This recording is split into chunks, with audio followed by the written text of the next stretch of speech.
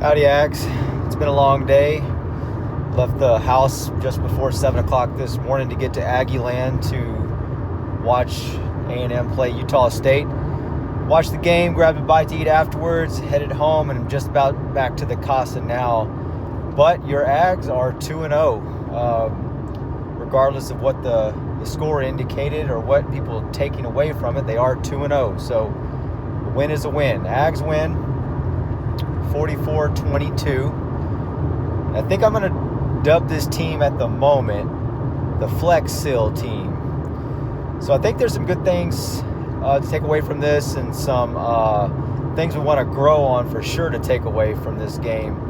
But Flex Seal, what do I mean by that? I think it seems like at this point we plug a hole and then something else kind of pops up, right? And we patch one and another leak springs. So I'm left with myself thinking, first of all, did I give you a good preview of this matchup?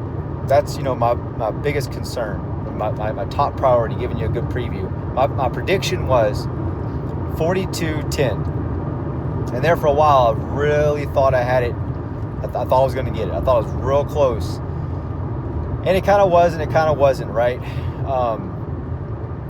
A couple of those scores I'm just, kind of head scratchers, right? And so I'm like, well, overall, it just wasn't where I wanted it to be. So I think what happened was I ended up kind of violating my own rule, which I've been trying not to do. But in my defense, the rule is really unestablished at the moment because we had only played one game at the time. So what do I mean by that? The identity of this team has been kind of the same thing for a few years now. We saw it again last game against UTSA. Kind of saw it again today, but you can't really know how long it's going to keep, going to continue. And that's kind of the issue. So I think 42-10 was a good prediction, but in the end, the team identity was that another hole was going to pop up even if they fixed something. So what they fixed? Let's talk about what they fixed. Tackling, I would say, got slightly better. There's still some things there. Bryce Anderson may be a liability at safety, okay? Some of the tackling that's going on there has got to get better, definitely on the edges. But the being gap sound was a lot better this time. Safeties played a lot better. And I would say the coverage by the secondary was quite a bit better, although there were times when they just kind of completely flopped. Like, you just lost their mind. And that's going to be a reoccurring talk tonight. But Will Lee wasn't himself tonight. I'm sure he knows that. I'm sure he's mad about it. And he knows he needs to do some things differently. But some things did get fixed. Offense. Thankfully, Zune and Marcel are going to be back healthy, it seems. Marcel looked much better, I would say, or at least improved. Last week was a good week.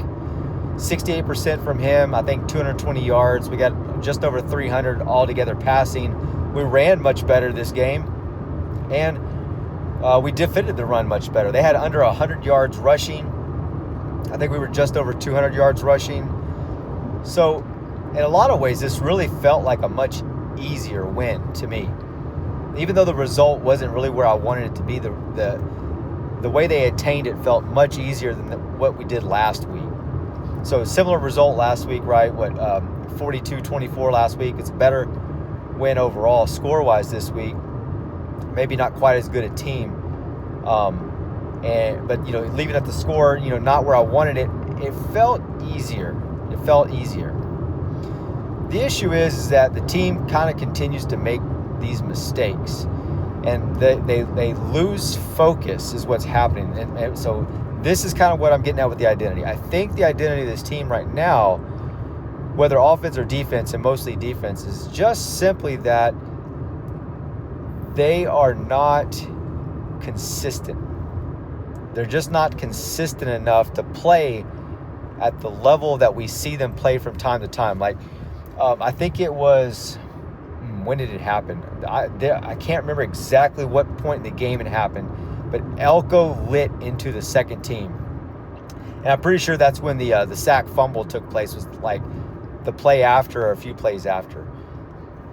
They have this level that they can play at. They just don't play there every time. And no team can play there at every single snap. But the variability in this is just too wide. They have a really high ceiling, and then they let this floor creep in from time to time, and then it takes over. And we get a penalty. Or somehow this catch is just not, our coverage is not as tight as it needs to be, and we give up this nice catch. Miss a tackle, or don't quite react in time. Call it whatever you will, things like that. And so they just don't have the consistency. So at this point, my big takeaway is that this is going to be a team that is going to consistently have a bust, have a brain fart, have a letdown, let something just get away from them just enough to either allow that first down, give them that penalty, or miss the tackle, and it goes for 30, like it did, I think, the first play in the second half again today. Here we are wondering whether or not that's going to be a bust again. So just see these patterns taking place, and that seems to kind of be what this team is. The good news is, the really, really good news is that they have a really high ceiling. Look at what Mario Craver was able to do. Look at KC, what he was able to do. Even Bussy got involved this time. We're coming out of this really healthy, and so a lot of things look like they're really good. Defensive line played better. We have basically as many sacks to this point in the year, I think, that we had all last year. I know at some point, when Howell got his 3 sacks in a row, and my goodness, they give this guy the All-State Hands of the Game award, which is just completely hilarious since it's a defensive player getting it, and All-State has a mascot called Mayhem in the first place. They need to call this All-State Mayhem award and give it to him. But he gets those 3 sacks, and I think he's got more sacks to this point, at that point, than Shamar Stewart had in the last 2 years. So that's crazy. And that's crazy growth. I mean, that's crazy good. So you just see such a high ceiling from these guys, and you know that that's what they can play like. And so that's what kind of I don't know if it concerns me, or if it's just something that claws at me, just knowing that this is what they're capable of, but then they don't focus. So if I'm just being honest, at this point, if I'm trying to play the game fair and even, I have to say the identity of this team is one that's going to have those busts consistently. Something's going to go slightly wrong. Okay?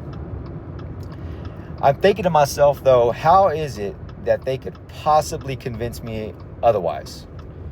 What could they do to get me off of this situation to think, hey, this isn't their identity any longer? They're actually a different team.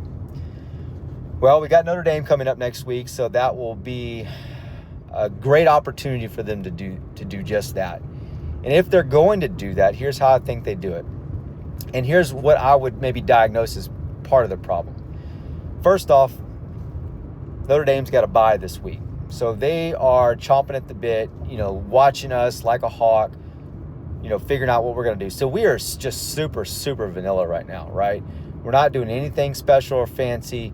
We're really just trying to beat these teams on execution. And when we're doing that, fairly easily, that's probably a good sign, okay? More than that, if they're trying to convince me of this, that this is not their identity, And I'm thinking, well, why are we having such, a time with these struggle wins? It may be because we are having trouble focusing. We don't have something big to focus on. So if they're going to do something different this next week, then show me the focus for Notre Dame. If you can't get focused and play consistent against Notre Dame, then I think we've definitely got to go ahead and stamp that and say, yeah, that's it. That's who they are. They're the team that's going to give you those busts from time to time. They're not going to play consistently enough to do anything else, right? So, but if they can do something different than that, and if they can, play with that focus, then I might be able to be talked off of that. So that's the good news. That's the good news. And they definitely can. This team has pretty much everything it needs to be really good. They can be really, really good. You can see it on the field. But they have to go out and do it, right? You have to play with such a focus, and Elko just preaches on this, with such a focus that you do it consistently. Because that's the name of the game. You can be as good as you want, but if you're not consistent, you're nothing, honestly. So that's kind of the state of the team. Right now, if I'm going to give you my quick reaction on updates for like my season outcome prediction, I had them 9-3 at prior to the season. I'd probably have to go around and look at how the rest of the league is going to make a really, really accurate prediction for this. But just based off of this game, it feels like this team's probably playing right around an 8-4. Is going to have to do something to make sure that they don't drop a game they should win, and maybe find a way to win a game that they kind of shouldn't win if they're going to get to that 9-3 spot. So that's where they're at. Feel pretty good about it, though. We got some opportunity, and we got plenty of time to grow. Just need to make that growth. So just like a girl right here, Utah State tried to get me to shave, but first legitimate chance probably going to be next week against Notre Dame. So that's it. That's the reaction. Ags win 2-0. Let's see if we can go get a third. Preview coming for Notre Dame here, and I'm home. So we will talk to y'all soon. Good night.